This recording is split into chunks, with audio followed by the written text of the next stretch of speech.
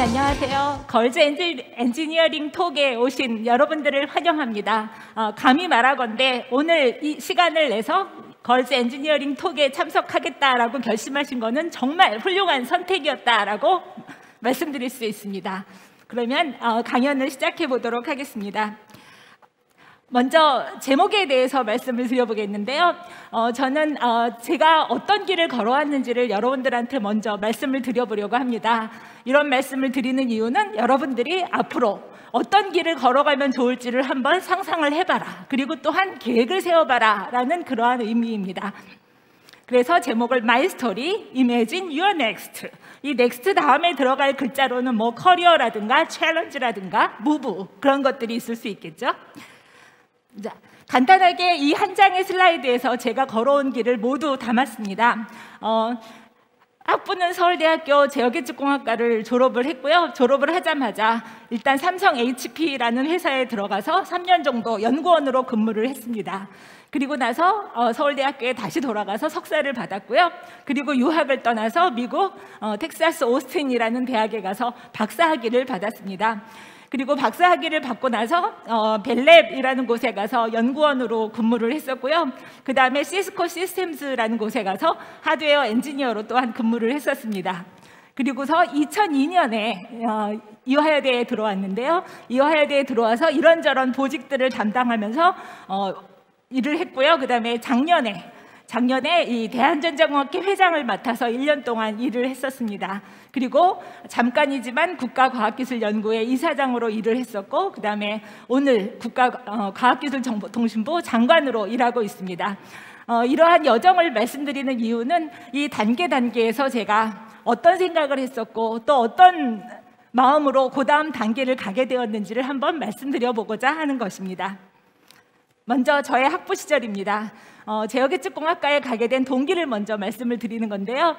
당시에는 이제 공과대학이라는 계열로 입학을 한 다음에 1년 동안 공부를 하고 1년이 지난 다음에 과를 선택해서 올라가는 그러한 학제를 따르고 있었습니다. 그런데 1년 지날 무렵에 제어계측공학과로부터 저런 팜플렛을 하나 받았습니다. 저 팜플렛을 보시면 미사일도 날아가고 있고 로봇도 움직이고 있고, 그 다음에 또 첨단 계측기기들이 있잖아요. 그래서 이걸 보고서 이거야, 정말 재밌는 공부를 하는구나 라고 이제 제어계측공학과를 선택해서 들어가게 되었습니다.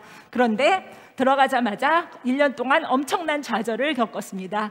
전자회로, 전기기기, 회로 이론, 전자장 뭐 이런 과목들이 너무나 어렵더라고요. 근데 어려움에도 불구하고 나만 어려운 게 아닐 거야 라는 그런 생각들을 했었고요. 하루도 빠지지 않고 도서관에 열심히 다녔습니다. 도서관에 열심히 다니면서 공부해서 나름 극복을 하면서 공부할 수 있었고요. 유학을 결심하게 된 거는 굉장히 우연한 기회였습니다.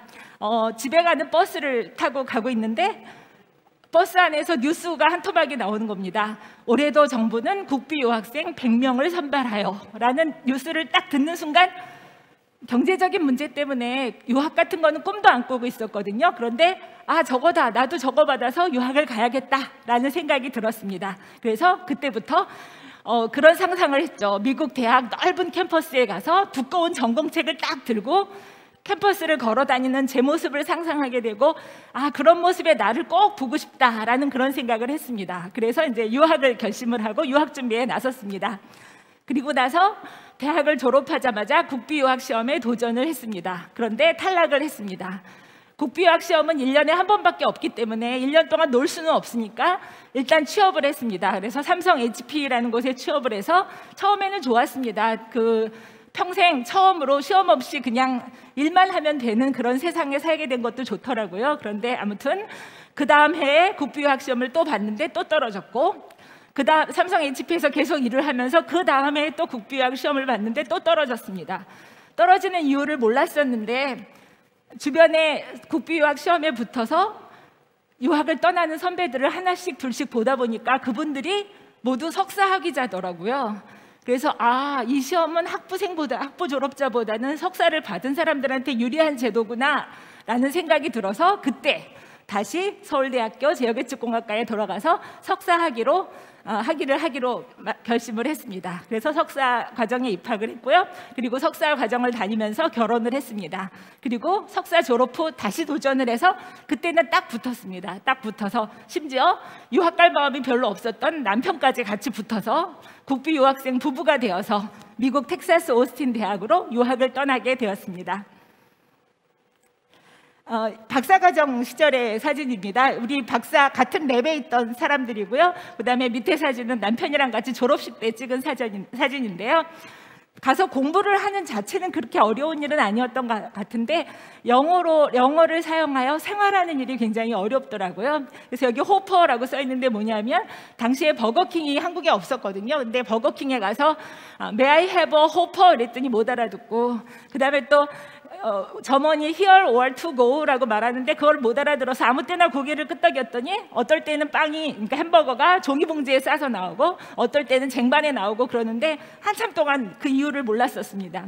그리고 나서 한 학기 내내 그 슬라이스 피자라고 조각 피자를 먹은 학기도 있었고요.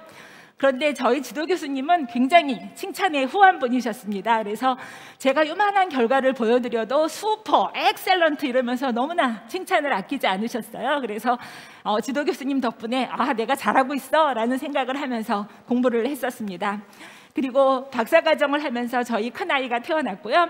그 다음에 이제 그 벨랩에 취업하게 된 계기를 말씀을 드리려고 하는 건데요. 우리 랩에서 산업체에 있는 분들, 연구소에 있는 분들을 모셔다가 이 리서치 프레젠테이션이라는 워크숍을 하나 개최를 했습니다. 그리고 저도 이제 박사과정이 거의 끝날 무렵이었기 때문에 거기서 프레젠테이션을 했죠. 그런데 벨랩에서 오신 분이 굉장히 열심히 제 프레젠테이션을 들으면서 막 질문을 하시더라고요. 그러더니 제가 아직 졸업도 하기 전인데 지도 교수님을 통해서 저랑 잡 인터뷰를 하고 싶다고 먼저 연락을 해 오셨습니다. 그래서 저는 벨랩에서 오신 그분하고 잡 인터뷰를 딱 한 번 했고요. 그리고 또 그 벨랩에 가서 또 거기 계신 분들하고 인터뷰를 쫙 하고 나서 다른 곳에는 원서를 내보지도 못하고 벨랩에 바로 취업이 되었습니다. 당시에는 그 벨랩이 굉장히 한국 사람들이 가고 싶어하던 좋은 연구소였거든요. 지금은 많이 좀 그렇긴 하지만, 그래서 다른 곳은 알아볼 생각도 안 하고 벨랩에 가게 되었습니다. 여기가 바로 제가 일하던 그 뉴저지에 있는 뉴저지 머레이힐이라는 곳에 있는 벨랩 캠퍼스입니다. 여기서 일했었습니다. 처음 가서 이제 맡게 된 일은 리드 솔로몬 비터비 이렇게 써 있는데요. 저런 좀 복잡하고 어려운 알고리즘인데요. 저런 알고리즘을 C라는 언어를 사용해서 구현하는 일이었습니다. 그런데 이제 제가 코드를 열심히 짜서 구현을 했죠. 쉬운 일은 아니었지만 굉장히 열심히 일했습니다. 그런데 그 옆에 해리스 모듈레이터라는 기기가 보이시죠? 그 기기에서 나오는 신호를 사용해서 제가 짠 코드를 테스트를 해보는데 자꾸 버그가 나는 겁니다. 그래서 저는 제 코드가 당연히 문제가 있겠거니 하고 엄청나게 열심히 디버깅을 했어요. 그런데 아무래도 이 해리스 모듈레이터에서 나오는 기기의 신호에 문제가 있는 것 같았습니다. 그래서 얘기를 했더니 좀 안 믿었죠. 사람들이 네 코드가 잘못됐겠지 뭐 그랬을 거 아닙니까? 그래서 보고서를 열심히 썼습니다. 제 코드가 문제가 아니라 이 해리스 모듈레이터에서 나오는 신호가 문제인 것을. 그랬더니 그 보고서를 받자마자 매니저가 허겁지겁 달려오더라고요. 허겁지겁 달려오더니 절대 누가 이 버그에 대해서 알려달라고 하면 절대 가르쳐주지 말아라 그러더라고요. 그래서 왜 그런가 했더니 나중에 들은 얘기로 이 버그를 해리스에 알려주는 대가로 다른 딜을 굉장히 유리하게 진행을 했다라는 그런 얘기를 들었습니다. 그래서 저는 이 일로 갑자기 벨랩에서 들어간 지 6개월도 안 됐는데 채널 코딩 전문가라는 소리를 듣게 되고 스탁 옵션도 받고 굉장히 유명해졌었습니다. 그리고 그 외에도 뭐 캐나다 오타와라는 곳에 출장을 가서 일을 잘하고 왔더니 우리 매니저가 She has a talent to make people happy라는 칭찬을 하지 않나. 아무튼 좋은 일이 많이 있었습니다. 그런데 좋은 일만 있었던 건 아니고요. 저랑 같이 그 경쟁 관계에 있던 인도인 엔지니어가 있었습니다. 근데 그 엔지니어는 굉장히 어려운 단어만 사용해서, 회의 시간에도 굉장히 어려운 단어만 사용해서 저를 너무 당황시키더라고요. 여기 써 있는 게 그 인도인 엔지니어가 사용하던 단어들입니다. 수준을 한번 가늠을 해보십시오. 디트리멘탈, 일리지밋, 레드 헤어링. 평소에 거의 안 쓰는 그런 단어 아닐까요? 그런데 아무튼 그런 일도 있었고요. 어떤 미국인 엔지니어는 제가 한 일도 마치 자기가 한 일인 양 회의 시간에 싹 가져가서 얘기를 하고 막 이러는데 제가 좀 영어가 딸려서 방어도 못하고 그런 어려움도 있었습니다. 그리고 제가 벨랩에서 일하는 동안에 한국에서는 IMF가 터졌고요. 그 벨랩에서 일할 때 한 한국인들이 그 벨랩 전체에 한 20명 정도 있었던 것 같은데요. 우리 한국인들은 당시에 열심히 그 달러를 벌어서 저축을 해서 그거를 한국에 보내면서 그래도 나름 우리나라에 기여하고 있다라는 그런 생각을 했었습니다. 그리고 이제 벨랩에서 일하는 동안에 둘째 딸이 태어났습니다. 시스코로 회사를 옮기니까 벨랩에서 한 3년 8개월 정도 일했었는데요. 시스코로 옮기게 된 동기는 이러합니다. 당시에 이제 캘리포니아가 그 어떤 벤처 붐 막 이런 게 일어서 사람들이 너도 나도 캘리포니아로 가서 이제 백만장자의 꿈을 꾸기 시작했죠. 근데 저도 물론 그런 꿈을 조금은 꾸긴 했는데 이제 캘리포니아로 가서 좀 새로운 이제 좀 뜨고 있는 새로운 기술을 연구해보고 싶다 그런 생각이 들었습니다. 당시에 컴퓨터 네트워크라는 개념이 처음 나왔고 그 분야에서 일하고 싶다라는 생각이 들었고요. 게다가 저를 리크루트한 매니저가 시스코에 와서 스탁 옵션을 받고 하면 백만장자가 되는 건 당연한 일이다 그랬었거든요. 그래서 이제 시스코로 가게 되었습니다. 그렇지만 제가 간 이후로 스탁 값이 너무나 가라앉았기 때문에 백만장자가 될 일은 없었고요. 그래도 시스코에 간 게 굉장히 저한테는 좋은 일이었습니다. 어떤 일이었냐면 컴퓨터 네트워크라는 새로운 분야를 알게 되었고 그 분야가 너무나 재밌다. 앞으로 이 분야에서 내가 연구를 계속 해보고 싶다라는 생각이 들었다라는 것입니다. 그래서 시스코 시스템에서 이제 일을 열심히 하다가 한국에 가서 이제는 교수로 일하면서 후배들을 키우고 그리고 내가 하고 싶은 연구를 해봐야겠다라는 그런 결심을 하게 되었습니다. 그래서 이제 이화여자 대학교에 오게 되는데요. 이화여자 대학교에 가기 전에 여러분들한테 리처드 파인만이라는 교수님을 한 분 소개해드리고 싶습니다. 리처드 파인만 교수님이 노벨 물리학상을 받으신 분이시거든요. 근데 그분이 말씀해 주셨어요. How to be a genius. 천재가 되는 법입니다. 여러분 천재가 되는 법 궁금하지 않으세요? 여기 길게 써 있는데요. 제가 정리해서 말씀드리면 이렇습니다. 천재가 되는 법은 여러분이 풀고 싶은 문제를 머릿속에다 몇 개 넣어 놓으래요. 머릿속에다 몇 개 넣어 놓고 끊임없이 거기에 대해서 계속 생각을 해보는 거예요. 그리고 새로운 방법을 알게 되거나 새로운 문제 푸는 어떤 트릭을 알게 되거나 이랬을 때 내가 풀고 싶은 이 머릿속에 있는 문제에다 한 번씩 적용을 한번 해보라는 겁니다. 그렇게 적용을 해보다 보면 어쩌다 한 번씩은 every once in a while 써있죠. 어쩌다 한 번씩은 히트가 나올 것이다. 히트가 나온다는 것은 잘 적용되는 경우가 나올 것이다. 그렇게 되면 사람들이 얘기할 거래요. How did he do it? 얘가 이걸 어떻게 해냈대 그래? 그러면서 he must be a genius. 걔는 천재가 임에 틀림없어 라고 말할 거라는 겁니다. 저는 이화여대에 와서는 연구 또 연구만 생각하면서 살았습니다. 제가 풀고 싶은 문제를 머릿속에 꽉 채워놓고 늘 그 생각만 했었습니다. 리처드 파인만 교수님이 그런 말을 했는지도 몰랐었는데요. 저는 머릿속에 풀고 싶은 문제를 넣어놓고 양치질을 하면서도 생각하고 집에 가는 버스 안에서도 생각하다 보니까 그럴 때 아이디어가 떠오를 때가 있습니다. 이렇게 한번 해보면 어떨까라는 아이디어가 떠오를 때가 있습니다. 그러면 그 아이디어를 가지고 밤새 생각을 하는 거죠. 잠도 못 자는 거죠. 그리고 어서 아침이 밝아서 학교에 달려가서 대학원생들하고 얘기를 나누고 이걸 한번 구현을 해봐서 이게 정말 워킹을 하는지 한번 해볼 수 있었으면 좋겠다. 그런 생각을 하면서 밤을 지샌 그런 날들이 있었습니다. 그리고 설레는 아침을 맞아서 학교로 달려가고 했었죠. 그래서 그런 날들을 보내다 보니까 이화여자 대학교에서 이런저런 상도 많이 받았고 또 나름 제가 생각하기에 나름 좋은 논문들도 쓰면서 그렇게 이화여대에서의 그 교수로서의 생활을 했었습니다. 그리고 학교 행정도 조금 했었습니다. 그래서 뭐 학과장도 하고 부학장도 하고 교무처 부처장도 했는데요. 마지막에 그 2018년부터 2019년 2년 동안 공대 학장을 했었습니다. 공과대학 학장을 하면서 여러 가지 일들을 했었는데요. 이따가 이제 조금 이따 말씀을 드리겠지만 제가 공직에 나가겠다라고 결심을 하는 어떤 동기가 되어 주었습니다. 공과대학 학장을 하면서 그 얘기는 조금 이따 말씀을 드리도록 하겠습니다. 그다음에 사회봉사 학술 활동도 조금 했습니다. 여성공학 인재 양성 사업 사업 단장도 하고요. 그다음에 공학 칼림원의 이제 정회원으로도 활동하고 있습니다. 그리고 대한전자공학회 74년 역사의 첫 여성 회장을 했습니다. 요 처음에 있는 한번 사진을 한번 보시면 저 앞에 잘 안 보이는데 제가 발표를 하고 있고요. 저기 앉아 계신 모든 분들이 거의 모든 분들이 남자입니다. 이렇게 대한전자공학회는 여성 회원의 비율이 3.2% 정도밖에 안 되고요. 심지어 평생 회원의 비율은 2%밖에 안 됩니다. 그런 곳에서 당당히 투표를 거쳐서 선거운동은 한 번도 안 했고요. 선거운동은 안 했지만 투표를 거쳐서 여성회장으로 선출이 되었습니다.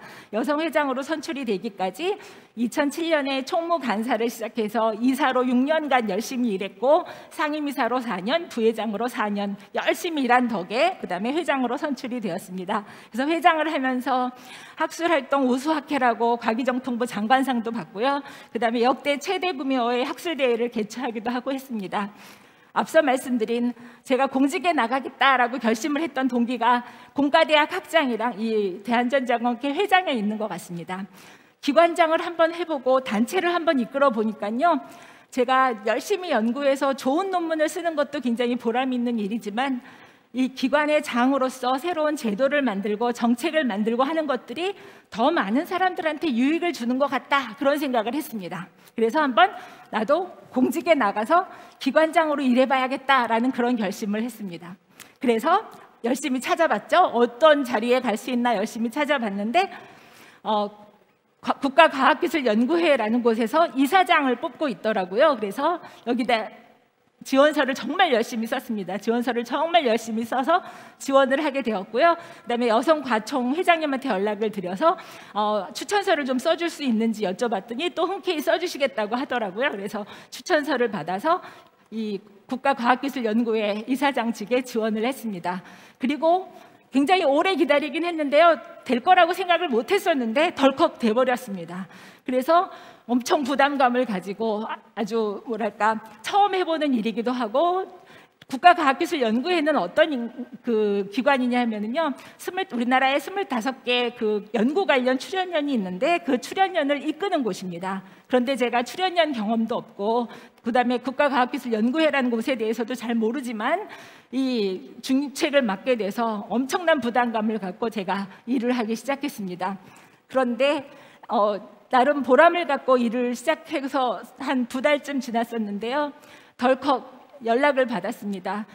과기정통부 장관으로 지명을 하겠다라는 덜컥 연락을 받아서 굉장히 많은 고민을 했었고요. 많은 고민 끝에 이제 그런 절차를 밟게 되었습니다. 그래서 지금은 과학기술정보통신부에서 역대 첫 여성 장관으로 일하고 있습니다. 지금 2달이 좀 넘었고요. 굉장한 부담감을 갖고 일하고 있습니다. 이 국가과학기술연구의 업무도 굉장히 브로드해서 공부해야 될 것이 너무나 많고 알아야 될 것이 많다라는 생각을 했었는데 과기정통부는 더합니다. 나노 스케일로부터 우주 스케일까지 굉장히 브로드한 분야를 공부해야 되고요. 그 부분에서 저의 결정이 우리나라의 앞으로의 미래에 영향을 미칠 수 있다 생각하면 정말 큰 부담을 갖고 그러고 일하고 있습니다.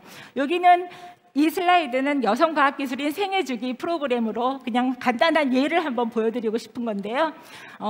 보다 많은 여학생들이 이공계를 선택해서 공대에 진학하고 그럴 수 있도록 유입을 촉진하는 진로 탐색 교육 그런 프로그램들을 진행하고 있고요. 그다음에 이공계를 공부하면서 중간에 좌절하거나 낙담해서 이탈하지 않도록 이탈을 방지하는 그런 프로그램들, 그다음에 경력을 좀 더 개발해 나갈 수 있는 그런 프로그램들, 그다음에 혹시라도 경력 중간에 이탈을 했다면 다시 돌아올 수 있도록 그 경력 단절 여성들을 위한 프로그램들, 그리고 잘 서바이브한 여성들이 더 좋은 리더가 될 수 있도록 이 리더로서의 경력 개발 프로그램들, 이런 프로그램들을 프로그램들을 진행하고 있습니다. 혹시 여러분들께서 좋은 아이디어가 있으시면 그 아이디어를 좀 보내주시면 우리가 사업을 만들고 진행을 해보도록 하겠습니다. 많은 좋은 아이디어를 부탁드리겠습니다. 자, 이제 다음은 철학에 관한 얘기입니다. 어떤 가치관을 갖고 살고 있느냐라는 얘기인데요. 저는 제가 하고 싶은 일을 하면서, 그다음에 제가 잘할 수 있는 일, 그런 일을 하면서 혹시 제가 가진 재능이 있다면 공공의 이익과 공공의 선을 위하여 사용하고 싶다, 그런 생각을 하고 있고요. 그리고 철학이 별로 없다고 고민을 했었는데 그 철학이 별로 없는 분들을 위해서 어떤 분이 그런 얘기를 해주시더라고요. 일과 연대와 도리를 고민하면 된다라고 하더라고요. 그래서 일에 관한 한 저는 아직은 하지 않아도 될 때 일한다라는 주의입니다. 의미하는 바가 뭐냐면 데드라인이 가까이 와 있으면 창의력을 발휘하기가 굉장히 어렵더라고요. 그래서 데드라인이 아직 많이 남아 있어서 아직은 일하지 않아도 될 때 그때 일하자라는 생각으로 일하고 있고요. 그 다음에 연대에 관한 건데요. 어디 무슨 여성 단체나 그런 데 가입을 해서 막 적극적으로 연대를 맺는 그런 형태는 아니지만 한 번 맺은 인연은 소중히 여기겠다라는 생각으로 살고 있습니다. 그래서 예를 들어서 KWSE는 대한여성과학기술인회, 그 다음에 위셋은 우리 여성과학기술인 육성지원재단입니다. 그리고 여성과청 이런 데랑 인연을 맺었고 앞으로도 잘 인연을 소중히 여기면서 살아가겠다라고 생각하고 있고요. 그 다음에 운동도 하고 산책도 하고 일기도 써가면서 좋은 컨디션을 유지하면서 살겠다, 그렇게 생각하고 있습니다. 자, 다음은 이제 여러분들한테 꿀팁을 드리도록 하겠습니다. 리더가 되기 위해서 주위에서 얘기하는 겁니다. 엑셀런트 리더라고, 리더가 되는 그런 어떤 기본적인 자질, 3 베이직스는 기본적인 자질이죠. 그 다음에 5 캐릭터리스틱스는 어떤 성격적 특성을 얘기하는 거죠. 그래서 3 베이직스 먼저 말씀을 드리면 인테그리티, 정직하고 순수할 것, 인텔리전스, 지적 능력을 갖출 것, 머추어리티, 성숙함이죠. 스트레스나 일시적 부진을 잘 컨트롤하고 성공을 즐기면서도 겸손할 것, 그런 거죠. 그 다음에 이제 성격적 특성을 한번 말씀을 드려보면 처음 게 틀렸네요. 인테그리티가 아니라 에너지입니다. 에너지. 첫 번째 게 잘못 나왔습니다. 에너지입니다. 에너지. 어떤 역경이나 난관도 돌파하고 변화와 성취를 이루어낼 수 있는 긍정적 에너지. 두 번째, 에너자이즈. 이런 에너지를 다른 사람에게 전파하고 영감을 불어넣을 수 있는 능력. 그 다음에 패션, 가슴속에서 우러나는 진심 어린 열정. 그 다음에 엣지, 결단력이죠. 신속한 결정이 필요한 시점에서 예스 혹은 노를 선택할 수 있는 그런 대담한 용기, 결단력. 그 다음에 익스큐션, 주어진 업무를 확실하게 수행하는 실행력, 그런 걸 얘기하는 거죠. 이렇게 빨리 지나가는 데는 다 이유가 있습니다. 이거는 아까 그거는 G 얘기였고요. 이거는 이제 제가 생각하는 성공적이기 위한 그런 어떤 그 요소입니다. 첫 번째, 일을 선택함에 있어서 나다운, 나에게 맞는 선택을 할 것. 의미하는 바가 뭐냐면요, 어떤 일이 돈이나 명예를 주는 일이지만 나의 가치관에 부합되지 않는 그런 일을 선택하면 안 된다라는 것입니다. 내가 이 일을 하면서 보람을 찾고 의미가 있을 것, 나의 가치관에 부합할 것입니다. 그리고 또한 일의 본질을 보셔야 됩니다. 그 일 자체가 재밌어야 합니다. 재밌고 나름 할만하다, 즐겁다 해야 됩니다. 그래서 일의 본질을 볼 것, 그 다음에 박자, 일이 진행되는 박자가 나와 맞을 것입니다. 나랑 잘 맞아서 일이 좀 할만하다 해야 됩니다. 그래서 일을 선택할 때는 그런 거를 고려를 하셔야 되고요. 그 다음에 이제 일을 선택을 해서 어떤 조직에 들어가시게 되면 그 조직에서 생각해 봐야 되는 게 차별성을 한번 생각해 보셨으면 좋겠습니다. 차별성. 이 조직에서 내가 꼭 필요한 이유는 뭘까? 그리고 내가 기존 멤버들과는 다른 어떤 가치를 줄 수 있을까를 한번 생각해 보면 좋겠습니다. 그 다음에 또한 또래 집단, 관계가 중요합니다. 경쟁을 하긴 하지만 같이 성장을 시키고 같이 성장할 수 있는 그런 또래 집단을 만들어서 성장해 나가야 된다라는 말씀을 드리고 싶고요. 다음은 공감과 소통입니다. 인간에 대한 관심, 그래서 잘 공감할 수 있고 또 소통을 할 때는 간결한 문장을 사용하고 정확한 언어를 사용해서, 정확한 단어를 사용해서 소통할 것입니다. 그리고 이제 과정의 인내입니다. 과정의 인내는 일을 해 나가다 보면 굉장히 여러 가지 난관에 부딪힐 텐데요. 그때 멈추거나 그만두거나 하지 않고 인내하면서 나가시다 보면 어느 날에는 돌아보면서 아, 그때 멈추지 않길 잘했어. 그래도 내가 끝까지 걸어오길 잘했어 라는 생각을 하게 될 거다라는 겁니다. 그래서 과정을 인내할 것이고요. 이 과정을 인내하다 보면 작은 성취도 이루게 되고 성공도 경험하게 될 것인데요. 그런 작은 성취와 성공을 경험하다 보면 나름 자신감도 회복하고 자존감도 회복하고 그럴 수 있다라는 말씀을 드리고 싶습니다. 그런데 이렇게 쭉 적고 나니까 너무 많더라고요. 너무 많아서 좀 정리가 필요한 것 같아서 한 줄로 정리해봤습니다. 결국은 사람입니다. 어떤 사람이냐면 휴먼 마그넷, 팀 플레이어라고 말하는 그런 건데요. 결국은 다른 사람이 나와 함께 일하고 싶은 사람이 되어야 된다. 사람들한테 같이 일하고 싶은 그런 사람이 되어야 된다라는 말씀을 드리고 싶습니다. 마지막 장입니다. 누군지 다 아시죠? 아인슈타인 박사님입니다. 아인슈타인 박사님께서 무슨 얘기를 했냐면요. Logic will get you from A to B. 여기서 로직은 뭐 논리력, 지식 이런 거겠죠? 그 지식은 여러분들을 A라는 지점에서 정해진 지점 B로 데려다 줄 것이다. 그러나 imagination will take you everywhere. 상상력은 여러분들을 모든 곳에 데려다 줄 수 있다라는 얘기거든요. 그래서 저도 last word를 그렇게 말씀드리고 싶습니다. Imagine your next. 여러분들의 다음 단계를 상상해 보세요. When you get there, 여러분이 거기에 도달했을 때 you will be able to see a step further. 한 단계 더 다음 단계를 보시게 될 거고요. 더 큰 것을 상상하게 될 것이다 라는 말씀을 드리면서 오늘의 강연을 마치도록 하겠습니다. 감사합니다.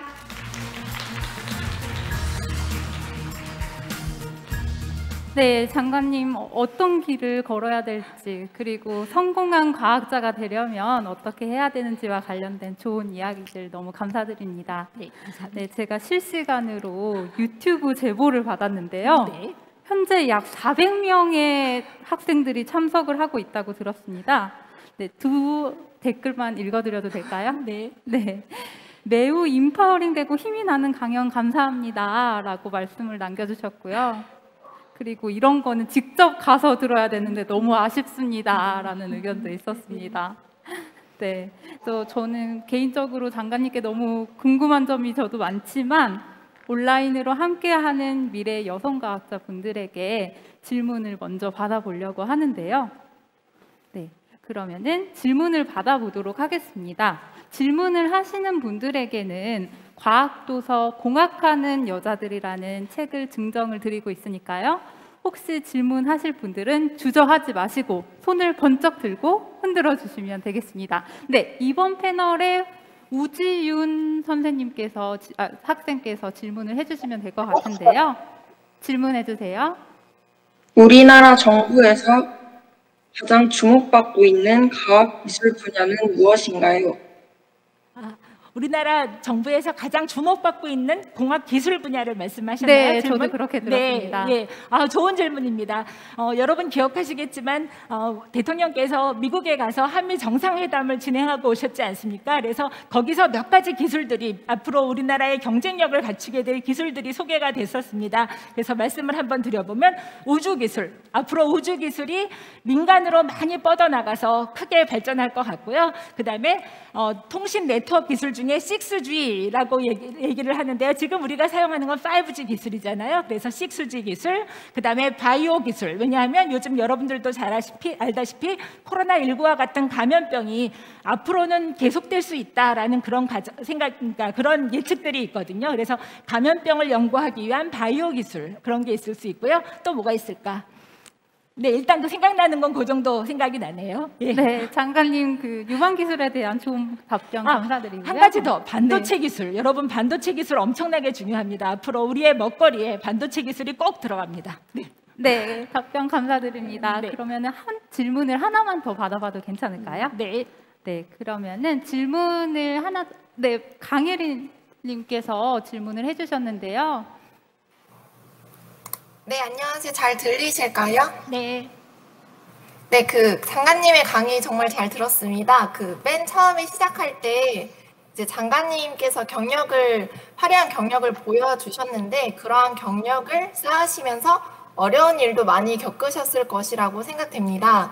그래서 대한민국 과기정통부의 장관으로서 또 저보다 더 많은 인생을 살아온 선배로서 장관님의 삶의 가치관이 궁금하고요. 한 가지 더 있다면 이제 더불어 과기정통부는 디지털 뉴딜을 통한 디지털 대전환을 선도한다고 뉴스에서 들었는데 디지털 뉴딜의 시대로 나아가는 과정에서 우리가 갖추면 좋을 자세에 대해서 궁금합니다. 네, 좋은 질문이십니다.